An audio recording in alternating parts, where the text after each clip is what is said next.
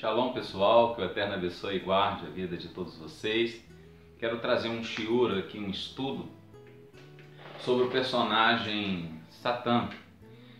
Desta vez pretendo não entrar muito na Halachá, Talmud, o que os sábios dizem a respeito, porque já temos trabalhos extensos sobre este assunto, tá certo? Então, desta vez, quero me ater mais às Escrituras, considerando-a como um todo, desde Bereshit até Gilead, Apocalipse, o livro das Revelações, tá bom? Então, sendo assim, não vou adentrar dentro dos preceitos rabínicos, até porque o judaísmo odierno, principalmente o brasileiro, difere e muito da opinião dos Hanim, dos tratados, Talmud e demais, tá bom? Eu vou ler alguns textos e, claro, vou começar com Ezequiel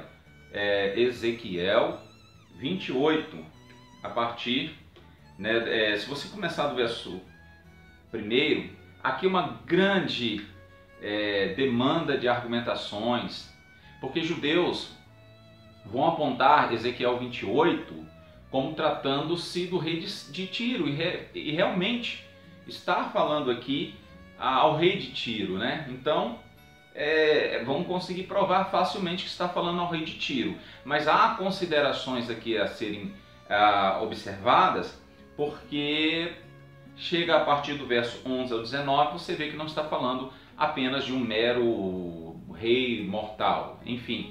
Então começa assim: veio a mim a palavra de Adonai, ser humano, diga ao príncipe de Tsor, que nas Bíblias católicas e evangélicas é Tiro, né? Que Adonai Elohim lhe diz. Então claramente a palavra é o rei de Tiro. Aí vai falando da arrogância desse rei, porque você é tão arrogante, porque disse: eu sou um Elohá, um Deus, eu me assento no trono de Deus, cercado pelo mar, todavia você é um homem, não um Elohá, ainda que pense que é como um Elohá, enfim. Então aqui claramente uma profecia, uma das mais duras contra um rei, foi essa contra o rei de Tiro. Tiro era uma cidade conhecida pelos profetas e pela vizinhança como que de livre comércio, e que se enriqueceu através de comércios ilícitos, e opressão oprimia os povos vizinhos.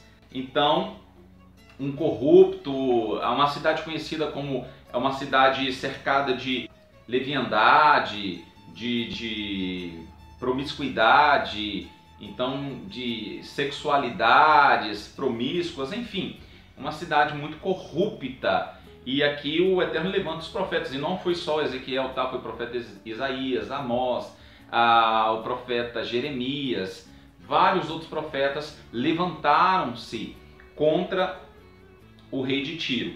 Aí vai discorrendo, e para ganharmos tempo aqui, a partir do versículo 11 diz assim: veio a minha palavra do Adonai, ser humano, levante um lamento pelo rei de Tsor, de Tiro, e diga a ele que Adonai Elohim diz. Então, no plano primordial é endereçado ao rei de Tiro.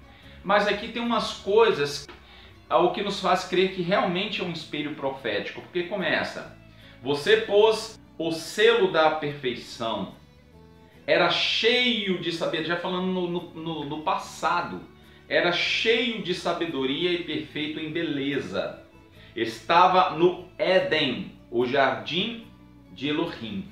Então, nós sabemos que o rei de Tiro nunca teve em Éden. Quem era esse ser perfeito que estava falando do passado, né? Que era o selo da perfeição, estava no jardim, no Éden, né? O jardim de Elohim, coberto com todos os tipos de pedras preciosas. Aí fala algumas: sardio, topázio, diamante, berilo, ônix, jaspe, safira, carbúnculo e esmeralda. Seus pendentes e jóias eram feitos de ouro, preparados no dia em que você foi criado. Um ser que foi criado, né? No dia que ele foi, nem gerado, ele foi criado, esse ser foi criado.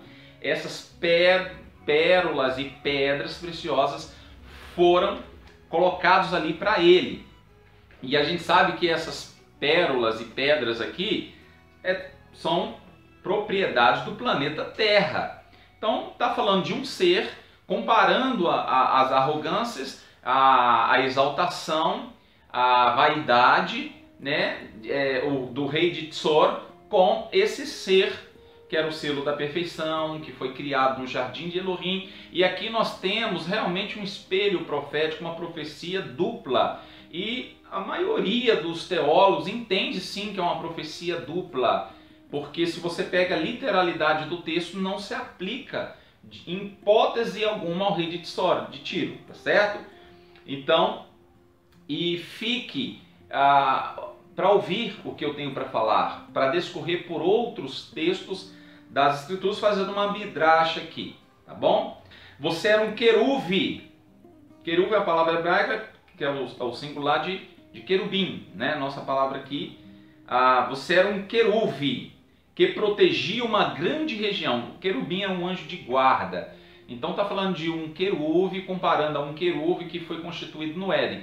Por isso nós não acreditamos que Hassatan tenha sido criado nos céus e residia nos céus. Não, ele foi criado na terra e essas pedras preciosas estavam ali no dia da sua criação.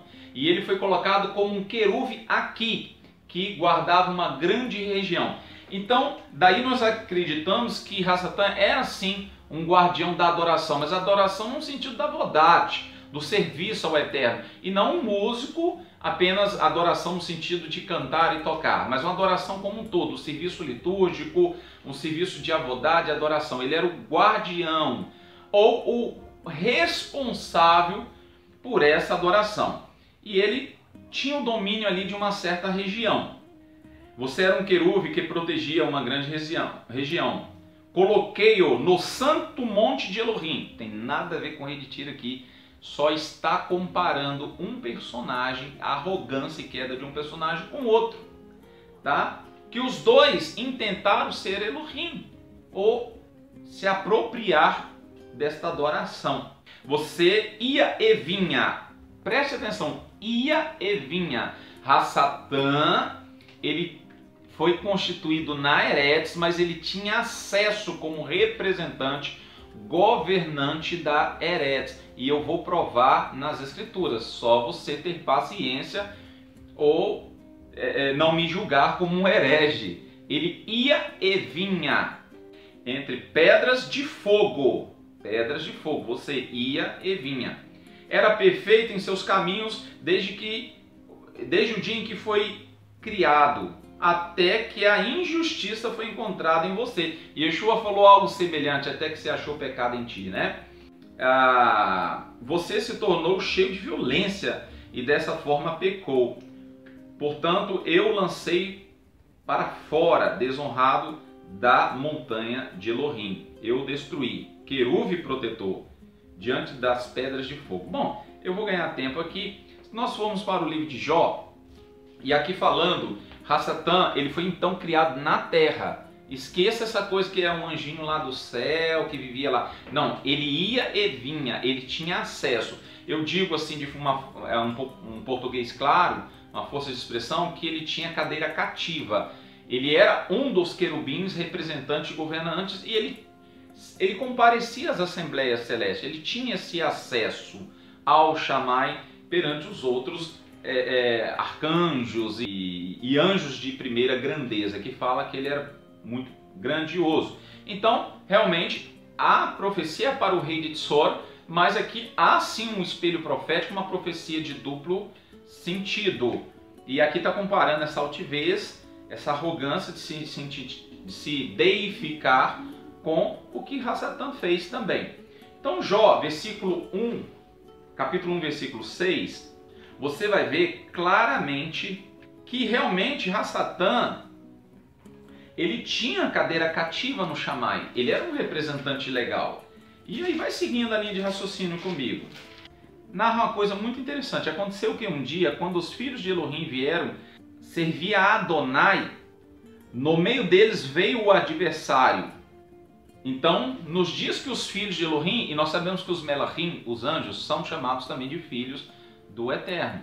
Então, quando vieram, apareceu também Satã, compareceu com eles. Ou seja, Satã entrou escondidinho, ele era um penetra ali? Não, ele tinha legalidade para comparecer. Quando os filhos de Elohim se ajuntaram, uma grande assembleia, aqui obviamente no Shammai vocês vão ver que compareceu também Satã. E, porque ele era o representante, ele tinha direito. E mesmo depois do pecado ele continuou tendo essa cadeira cativa até um certo dia que eu vou mostrar o dia que ele perdeu essa cadeira cativa no Shammai, tá bom? E aconteceu que um dia, ou seja, um dia específico, um dia que o Eterno designou para essa assembleia, quando os filhos de Elohim, os anjos, e até o 4º século, tá? A judeusada, a rabinada, entendia sim que eram anjos. Depois do 3º para o 4º século, depois do Mashiach, é que a Igreja Católica começou a interpretar, os bispos começaram a falar Igreja Católica, porque não tinha essa denominação ainda, né? Essa nomenclatura, mas os bispos começaram a descartar a ideia dos anjos, cujos rabinos consideravam, e começaram a dizer que era filho de Sete, outros diziam que era o filho dos homens. Visão essa que predomina na maioria das igrejas evangélicas até hoje, tá? Mas aqui, esses filhos do Senhor são os anjos que compareceram à presença de Adonai, Satã juntamente com eles. Adonai perguntou a Satã: de onde você está vindo? Lembra que ele ia e vinha?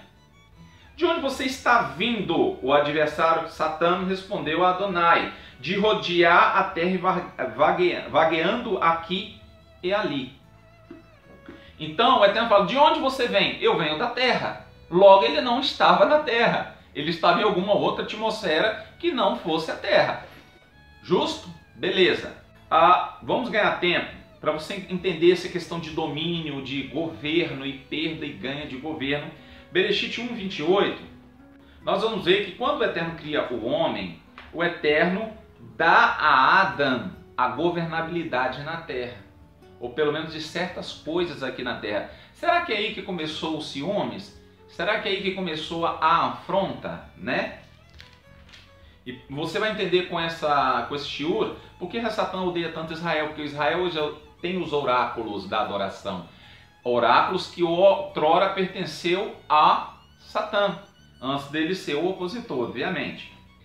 O Eterno diz assim a Adão e Havá, Adão e Eva: Elohim os abençoou e lhes disse: sejam férteis, multipliquem-se, encham a terra e a dominem. Então aqui passa o governo, a domine, a governe, ou a governem, falando de Adão e Eva também. Então o Eterno pega as criaturas que ele cria ali no 6º dia e coloca debaixo sob o domínio de Adão e Eva.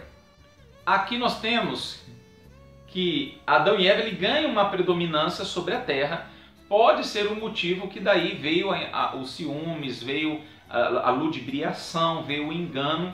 E o que o Eterno deu ao homem, cabe ao homem, o que o homem perdeu, cabe ao homem recuperar. E por isso você tem ali a metáfora do primeiro Adão e do segundo Adão, que é Yeshua HaMashiach.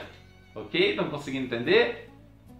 Se eu der um presente a você, você não pode pegar esse presente e dar a outra pessoa e eu me sentir aviltado e querer tomar, porque eu dei você dá a quem quer. O Eterno passa o domínio para Adão, Adão perde esse domínio passando para Satanás, para Satã. O Elohim, o Eterno, não pode vir tomar, porque não é assim que o Eterno trabalha. Então, como o homem perdeu, Yeshua vem 100% homem. Essa teologia 100% Deus, 100% homem, é a maior barca furada. Yeshua veio 100% homem e recupera o que o homem perdeu, tá ok? Mas isso é mais para frente. Você vai entender, vamos abrir Yohanan 14:30. Vai seguindo a linha de raciocínio comigo. Você vai entender quando Satã perde essa cadeira cativa, esse local, esse lugar, esse acesso ao Shammai, como ele ia e vinha, tá bom? Olha o que Yeshua fala: já não lhes falarei muito mais. Yeshua falando com os seus talmidim, seus seguidores, porque o governante deste mundo está vindo e ele nada tem em mim. Ou seja, Yeshua, ele reconhece aqui Satã como governante deste mundo, falou, ele está se aproximando. Essa tradução traz até que o governante deste mundo vem aí. Ou algumas traduções, o príncipe deste mundo vem aí. Então, Yeshua reconhece, Moshe Ben Shalom não está falando nenhuma loucura, nenhuma bobagem, ele era sim o governante, porque Adão passa a legalidade toda para ele e Mashiach precisava vir para tirar essa governabilidade ou esse direito legal de Satã poder ter acesso ao Shammai, tá bom? E ter a sua cadeira cativa na grande assembleia, diante de Adonai, como nós já lemos no livro de Jó, corroborando que Ezequiel 28. Por isso que eu falo, a gente não pode pegar partes das escrituras e rasgar e falar é Roma que criou, simplesmente por não entendermos algumas passagens. Nós temos que estudar para criarmos raízes e aprender a Bíblia como um todo. A Bíblia tem que se encaixar. Hoje eu vejo, eu acredito no livro de Lucas, eu não acredito no livro de Atos, eu não acredito em Guiliana, Apocalipse. Cada um está acreditando no que quer. Vamos ratificar até aqui. O Eterno cria Satã na terra. Satã ia e vinha, ele tinha acesso ao Shammai. O Eterno cria o homem, passa o governo para o homem. Satã faz o homem pecar, recupera esse governo. Satã comparecia à presença na Assembleia quando os filhos de Elohim iam louvar no dia específico, conforme está Jó 1,6. E ele também comparecia. O Eterno falou, você vem de onde? Eu venho da terra. E ali entra toda a permissão. Agora, Satã não é um servo obediente. Ele só faz o que o Eterno permite, mas nem tudo que Elohim permite é da sua vontade. Ele permite que as pessoas se matem. Não é da vontade que as pessoas façam isso. Entendeu?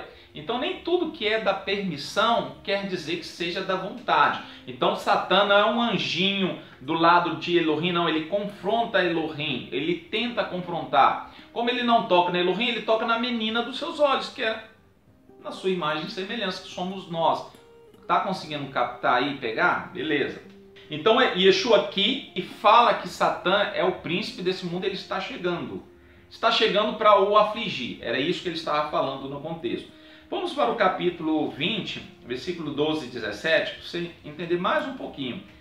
Quando Yeshua ressuscita, ele não deixa Miriam tocá-lo. E você vai entender o porquê. Yeshua lhe disse, Senhora, por que está chorando? Quem você está procurando?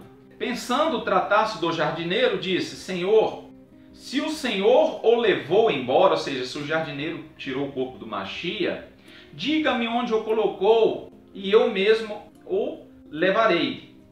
E Yeshua lhe disse, Miriam.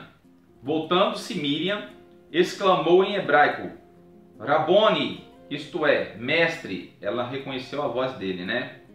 E Yeshua disse, não me detenha. Yeshua lhe disse, porque ainda não voltei para o meu pai. Vai aos meus irmãos e diga-lhes que estou voltando para o meu pai e pai de vocês, para meu Elohim, Elohim de vocês. Miriam de Magdalá foi aos talmidim, enfim. Yeshua não deixa Miriam o tocar, porque como um sacrifício corban a Elohim, ele era um sacrifício puro. Ele ressuscitou e a gente sabe que as ofertas dos sacrifícios as pessoas não poderiam tocar. O que é de Elohim pertence a Elohim. Então Yeshua ainda não tinha, ele explicou, não me toques, não me detenhas, porque ainda não subi para o meu pai. Aí o que acontece? Se você ler mais um pouco, olha o que fala, ele aparece os apóstolos, aí Tomé não está. Os apóstolos contam, Tomé fala, se eu não vê-lo e tocar na sua ferida, jamais acreditarei. E aí passa mais um tempo, que é exatamente o período de uma semana. No versículo 26 diz assim, uma semana mais tarde os talmidim estavam outra vez ali e Tomé estava com eles. Apesar de estarem trancadas as portas, Yeshua entrou, pôs-se no meio deles e disse, Shalom Alechem, Paz seja convosco. Então ele disse a Tomá: coloque seu dedo aqui, veja minhas mãos, estenda a mão e coloque no meu lado, onde ele foi ferido. Não tenha pouca confiança, confie. Olha só, se Yeshua, alguns dias antes, disse ao ressuscitar: não me toques porque eu não subi ao meu Pai. E depois de alguns dias, ele fala assim: vem cá, Tomé, me toca. Então quer dizer que ele já tinha se apresentado ao Pai e descido. O que aconteceu nesse inteirinho que ele se apresenta a Adonai e desce? Aconteceu exatamente o que está no livro de Daniel 7, 13 e 14. E nesse inteirinho entre Miriam, Magdala e Tomá, Yeshua cumpre essa passagem de Daniel 7, 14. Olha a visão de Daniel. Continuei recebendo visões noturnas. Quando vi, vindo com as nuvens do céu, esse vindo é no prisma de quem está lá em cima olhando. Tá bom? Não é o prisma de quem está aqui na terra, não. Ele estava na visão lá no Shammai. E você vai ver no contexto que é no Shammai. Continuei recebendo visões noturnas quando vi, vindo com as nuvens do céu, alguém como um filho do homem, na expressão hebraica está Ben Adam, como filho de Adão. Ele se aproximou do ancião e foi conduzido à presença dele. Ok? Então, Yeshua sobe, ele se apresenta. Anjos responsáveis por esse ritual conduzem Yeshua à presença do ancião de dias. Tá? Foram-lhe entregues o governo. Olha, foi dado a quem agora o governo da terra? A Yeshua. Foi-lhe entregue o governo, a Kevod, o peso, né, a glória, e o reino, para que todos os povos, nações e línguas o servem. Aqui está claro que é o governo da terra.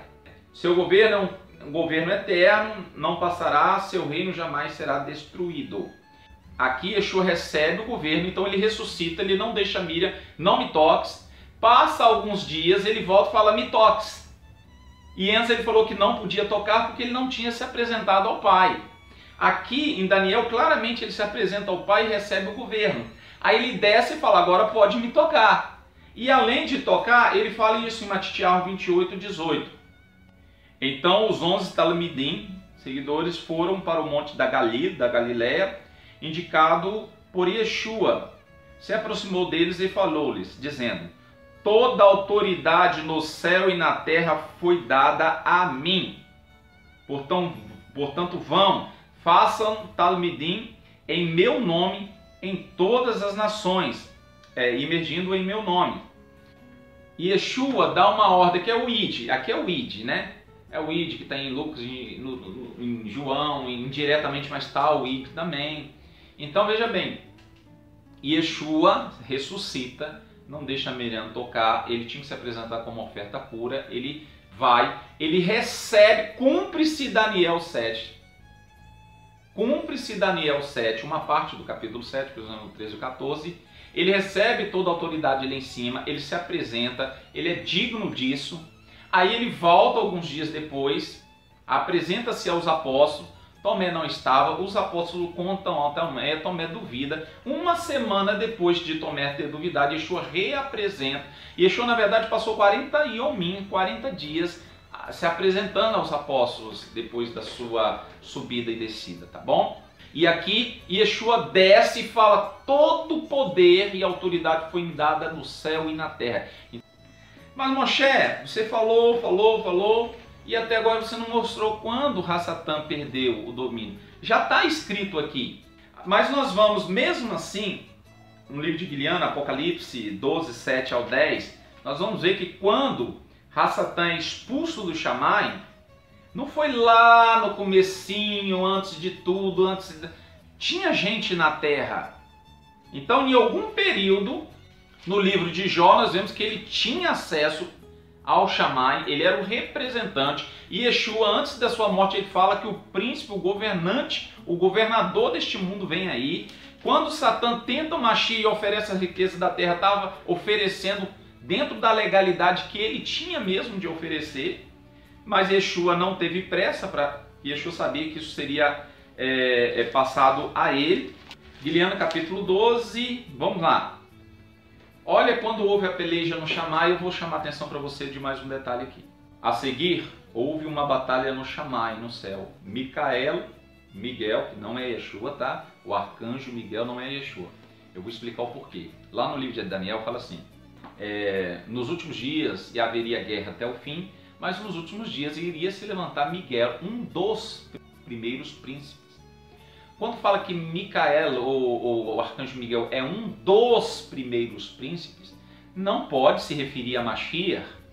O judaísmo rabínico jamais se referiu o arcanjo Miguel ao Mashiach, porque ele é um dos primeiros príncipes. O Mashiach não é um dos, ele é o, entendeu?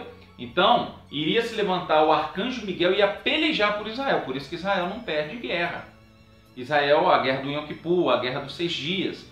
Então, por quê? Micael, a função do arcanjo Miguel hoje não é operar nas igrejas aqui do Brasil, gente, nem do Portugal, Paraguai, Europa. É proteger Israel.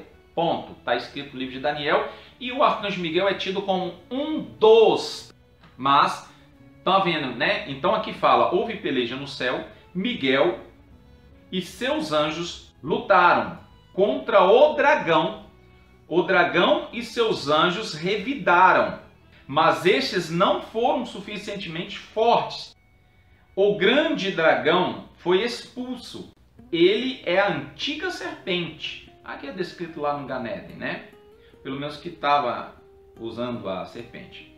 Também conhecido por Diabo e Satã. Aí do hebraico, o adversário. O enganador do mundo todo. Portanto, regozijem-se, ó céus, e os que neles habitam. Mas ai de vocês, terra, porque o adversário desceu até vocês, e ele está muito irado por saber que o seu tempo é curto. Satã não foi expulso lá no começo das coisas. Satã, ele engana o homem, ele se torna governante da terra. E como governante da terra, ele aparecia nas grandes assembleias, ele tinha um direito legal de comparecer, e no livro de Ezequiel 28 fala que ele ia e vinha. No livro de João 1,6 fala que quando os filhos do Eterno vieram se apresentar, veio também Satã com eles, o Eterno, indagando, eu acho que todos, indagou também Satã, e disse, da onde você vem? Eu venho da terra, e de passear rodear por ela. E Yeshua vem mais tarde e fala, eis que o governante desse mundo vem aí, ele nada tem em mim. E Yeshua morre, se apresenta, cumpre-se Daniel, ele recebe poder e autoridade, ele desce, ele deixa Tomé tocá-lo, porque ele já tinha se apresentado como o cordeiro, ele virá como leão, mas ele teve sim seu ministério como cordeiro, como sacrifício, como corban. E aí ele fala o que nós lemos em Daniel, todo o poder foi me dado no Chamai e na Eretz. E aqui em Gileana, livro das revelações, Gileana é a forma aramaica de falar Apocalipse, tá bom? No capítulo 12, você vê aqui que houve uma peleja no céu, Satanás foi, Satanás, já foi a grande serpente, o dragão, chame-o como quiser, ele foi expulso por Miguel e seus anjos. Não mais se achou lugar para ele lá, porque agora ele não era mais o representante legal da Eretz da terra. Ele não tinha mais cadeira cativa lá, ele não era mais um governante daqui. Então aqui Mashiach tinha pisado na cabeça da serpente e tomado para si. Agora você é o representante legal da Eretz. E Yeshua fala isso, que todo o poder foi me dado. Se foi dado é porque ele não tinha antes. Concordem comigo? É a lógica do raciocínio. E aqui a palavra fala assim, regozijem-se céus e os que habitam no Chamai. Ai da terra e dos seus habitantes, porque Satã desceu a vocês com grande furor, porque sabendo que pouco tempo lhe falta. Quando ele vai comparecer e não tem mais acesso, ele volta furioso. E isso quando fala ai dos habitantes da terra, é porque tinha habitante na terra. Então não foi antes de Adão e Eva, gente. Foi em algum período entre essa tomada de posse de reino. Porque quando Adão peca, a natureza do nosso planeta é toda modificada, o DNA do planeta. Começou a dar cardos e espinhos nas lavouras que não davam. Até a arca de Noé não chovia na terra, subiu um vapor. Por isso que apareceu o arco da aliança, que é o reflexo dos pingos d'água no raio solar. Se não tinha arco da aliança antes, é porque não tinha essa chuva. Então, a partir de que começou a chover, Noé profetizou um absurdo que ninguém nunca tinha visto. E hoje os malucos atuais profetizam que vai cair fogo do céu e por conta de ninguém ter visto isso, chamam-nos de loucos, de tolos, né? Então, mas virá um dilúvio, agora de fogo. Seguindo aí a linha de raciocínio, a Terra muda, né? O DNA da Terra começa a dar cardos, espinhas, começou a vir a chuva, que antigamente era uma coisa muito mais suave, era um vapor. Então você vê que muita coisa alterou, e o Eterno falou, nunca mais punirei toda a criatura, todo o planeta por causa do homem, tá bom? E aí quando Yeshua vai, recebe esse governo, essa legalidade, Satã não pôde mais. E a fúria de Satã é não poder mais comparecer, ser um representante legal. E ele foi expulso e não mais se achou o seu lugar. A sua cadeira cativa não era mais cativa. Ele perdeu o direito de estar lá. Ele não era mais o governante e ele sabe que agora pouco tempo lhe resta, porque da morte do Mashiach até a consumação, a gente sabe pela inversão de valores, tudo foi profetizado que a gente está no tempo do fim, tá bom? Espero que de alguma forma esse shiur, esse estudo tenha te ajudado a compreender algumas coisas que talvez até hoje tenha sido ocultado. Eu tenho vontade de falar sobre isso há muito tempo. Inclusive estou escrevendo isso em texto, mas estava me dando muito trabalho. Falei, vou gravar um vídeo que eu posto também no meu canal no YouTube. Que o Eterno te abençoe e te guarde. Que você consiga extrair daí alguma informação que lhe for de interesse, tá bom? Shalom, shalom.